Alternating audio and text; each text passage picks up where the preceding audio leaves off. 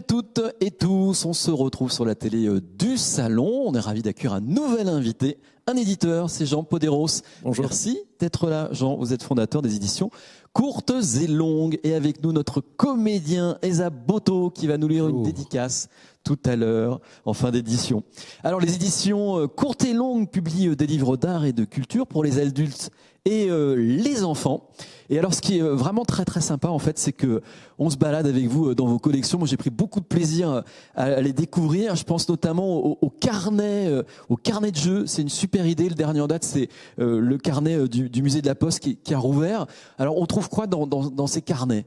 On trouve tout type de jeux, en fait, des jeux très classiques, type des 7 erreurs, des coloriages, des découpages, mais aussi des jeux adaptés au lieu. Alors, par exemple, on avait fait un carnet avec le château de Versailles, et il y a des maquettes pour le château de Versailles. On avait fait aussi un carnet avec le musée d'Orsay sur l'impressionnisme, et donc on avait fait notamment un petit journal de mode dans lequel on pouvait créer ses articles et puis les illustrer avec des œuvres de l'époque, etc., etc. Il y a vraiment une exigence dans votre maison d'édition. Je pense aussi à la collection Petits livres grands textes. La Madeleine de Proust, par exemple. Il fallait oser, mais c'est le titre phare de cette maison d'édition. C'est ça, c'est une collection où on illustre des grands textes du patrimoine. Alors, on a fait Le bateau ivre, Le crapaud de Victor Hugo, La chèvre de Monsieur Seguin, Les animaux malades de la peste, qui est une fable de La Fontaine, une très belle fable, très politique. Et en effet, des extraits de La Recherche, du temps perdu, illustré par Betty Bone.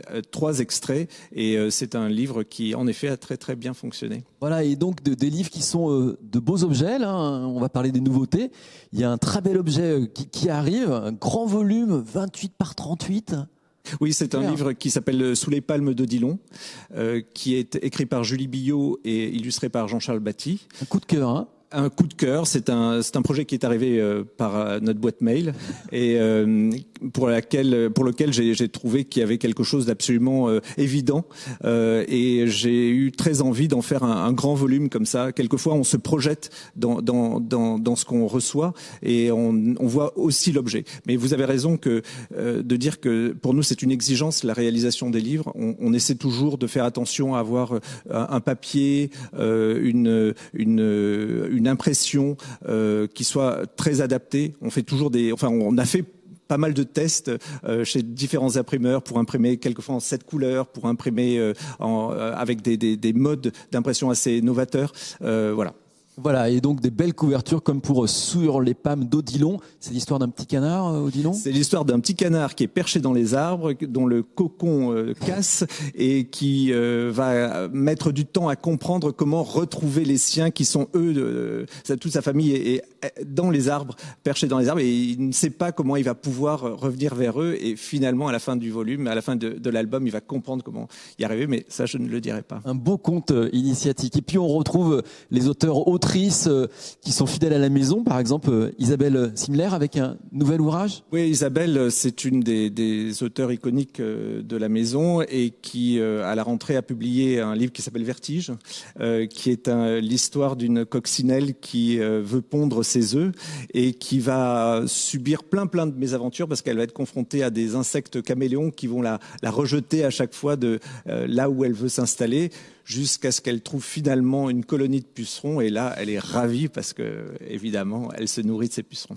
Bon, et comme c'est Noël, ce qui est vraiment sympa aussi, c'est que vous allez nous permettre de nous offrir un livre coffret de magie. Absolument, c'est un coffret de magie. Alors c'est un trompe-l'œil, c'est-à-dire que on a l'impression que c'est une boîte de magie avec laquelle on va pouvoir faire plein de tours. En fait, il s'agit d'un catalogue d'expositions réalisé pour 2 expositions, une à Toulouse au Muséum de Toulouse et une au Musée des Confluences de Lyon.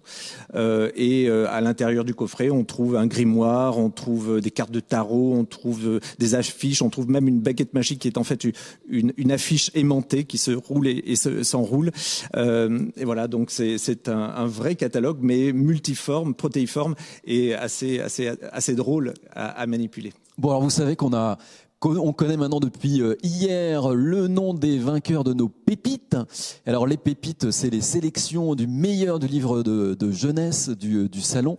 Et donc on découvre là comme ça quotidiennement plusieurs pépites sélectionnées et on va écouter Catel qui nous fait part d'un des livres qu'elle a lu. Elle est membre du jury des pépites. Je suis là pour vous présenter Géante de Nuria Tamari et de Jean-Christophe Devenay. Donc j'ai beaucoup aimé cet album. Déjà je trouve la couverture et les graphismes magnifiques. Et ensuite je me suis beaucoup attachée à Céleste qui est une géante recueillie par un couple de fermiers. De par son parcours, ses erreurs, ses choix et ses rencontres, elle va découvrir ce qu'est la liberté et qui elle est. Merci beaucoup, ça a l'air très très sympa. Alors, vous le savez, pendant ce salon sont offerts des livres aux collégiens et aux collégiennes de Seine-Saint-Denis. Et puis dans ces livres, on trouve des marque-pages et des marque-pages qui sont illustrés, comme ici on a Hervé Tullet. Et puis des petits mots, des mots d'auteur sur chacun de ces marque-pages. Et ces mots, ils nous sont lus, ces dédicaces par Esa. Esa, deux petites dédicaces d'auteurs et d'autrices. Il y en aura même 3. Et oui, c'est la fête. Oui, commençons donc par la première. Si je ne me lave pas les dents, j'ai des caries. Si je ne lis pas, je moisis du cerveau. Il n'y a rien de plaisant à se laver les dents, mis à part le goût mentholé du dentifrice, mais quel bonheur d'ouvrir un livre et de plonger dans une histoire comme on plonge dans l'eau de la rivière l'été. Quand je pars en voyage, dans mon sac, j'ai toujours un livre et une brosse à dents. C'est un message de Sylvain Levet. La deuxième dédicace. Le lundi, j'ouvre la porte aux mots. Le mardi, je les accueille à ma table. Le mercredi, je les fais danser. Le jeudi, ils m'attristent parfois, mais le vendredi, ils s'envolent, légers et joyeux. Le samedi, je contemple entre soleil et vent leurs ailes brillantes après l'averse. Et le dimanche, je vous les envoie. N'oubliez jamais de rêver et de vous rêver libre. Joli. Oui, c'est une dédicace de Christine Ferret-Fleury. Et troisième dédicace et dernière dédicace. Exactement. Viens avec moi. On va voyager. À la fois pilote et passager, de phrase en phrase, de page en page. On traverse les pays et les âges et on plane avec ces histoires qui nous offrent 1000 victoires de toutes les couleurs, bonheur et douleur. Toutes les émotions, imaginations, avec l'ami livre qui nous aide à vivre. Merci Esa pour ce voyage des mots. Jean, avant de nous quitter, est-ce qu'il y a un livre qui a marqué votre jeunesse ? Oui, il y a un livre qui m'a appris à lire, au fond. Oh. C'est un livre qui s'appelait Jean tout le croquant, qui est l'histoire d'un petit maçon qui fait le tour de France. Et ce que m'a appris ce livre, c'est qu'on pouvait lire plusieurs fois le même livre. Et ce livre-là, je l'ai lu 2 fois. Et puis après, il y a plein de livres. Je pense à l'étranger, à 24 heures de la vie d'une femme. Et tout à l'heure, on parlait de la recherche. Ça, c'est un livre qui ne m'a jamais quitté. Donc voilà, cette capacité à se replonger dans les livres et à y trouver toujours des choses différentes. C'est très important parce que je pense que, notamment dans la littérature jeunesse, il y a des livres qui, comme ça, apprennent aux enfants à grandir.